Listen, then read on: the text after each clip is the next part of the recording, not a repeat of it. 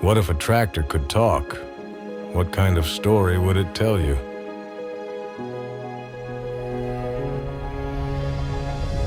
It would probably tell you a story or two about past struggles and hard work that spanned across generations.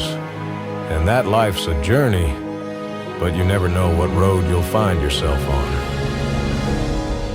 It would tell you it's lived a good, full life, and that it earned every scratch and dent along the way. But this road does not end yet. A new generation arises to bring new life to this old tractor.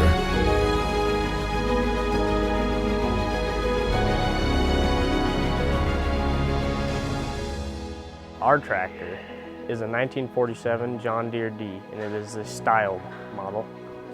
So first of all, we got it here, had to winch it onto the trailer, had to tow it off of the trailer because it was seized up.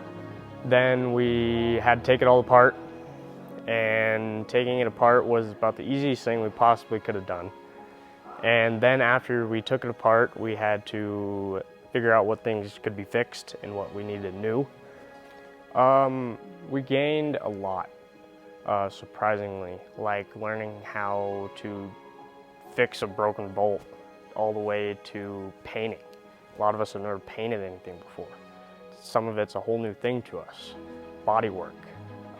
Some of us don't do a lot of welding, so welding on a vehicle instead of just welding a piece of plate together. Just stuff like that. Putting tires on. Some people never put tires on. Different mechanical issues. Wiring. Some people don't work on wiring that much.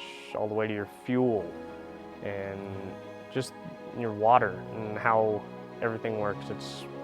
Some kids know this and live with it, and some kids don't know anything at all. And it's just really cool to see the growth that kids learn out of building something like this.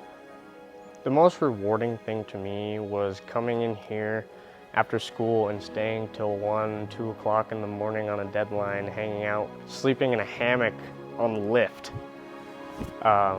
Just doing all those overnighters trying to get this tractor done, hanging out with your buddies and your community and your mentors coming in to help, and it's just a really cool thing to be around.